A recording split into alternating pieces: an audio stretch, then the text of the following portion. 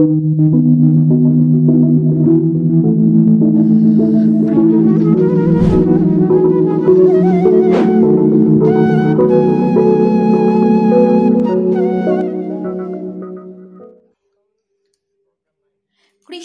বঙ্গদেশের অন্যতম উৎসব নবান্ন। মূলত কৃষিকেন্দ্রিক এই উৎসবের সূচনাটা কিন্তু হয়ে যায় কার্তিক মাসের শেষ দিনে। দিনটার পরিচিতি অবশ্য মুট সংক্রান্তি নামে। কৃষক এদিন সকালে উঠে স্নান করে পান সুপারি প্রভৃতি নিয়ে উত্তরীয় কাঁধে হাতে কাস্তে নিয়ে চলে যায় নবান্নের ধান যে জমিতে আছে সেখানে।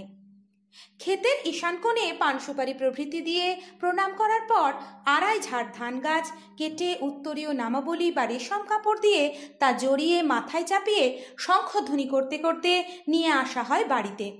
রাস্তায় অবশ্য কথা বলা নিষেধ।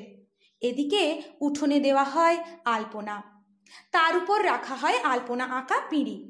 মোট ধান বহনকারী ব্যক্তি এসে দাঁড়ায় সেই পিঁড়িতে, তার পা ধুইয়ে উলুধ্বনি করতে করতে জলের ধারা দিয়ে ঘরে নিয়ে যায় গৃহকর্ত্রী।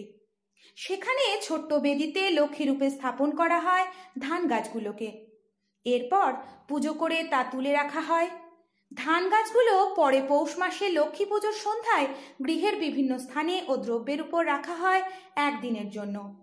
পরের দিন তা পুকুরে বিসর্জনও দেওয়া হয়।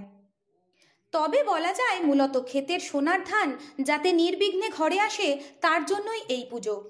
এরপরই শুরু হবে ধান কাটা ও তা থেকে চাল তৈরি করে নবান্ন উৎসব। গ্রাম বিশেষে দিনক্ষণ ঠিক করে পালন করা হয় এই উৎসব।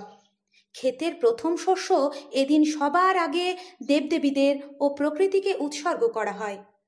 হয়তো সময়ের স্রোতে এই সমস্ত লৌকিক আচারেরও ঘটেছে পরিবর্তন, প্রভাব পড়েছে ধানের গোলা লক্ষ্মীর ঝাঁপিতেও।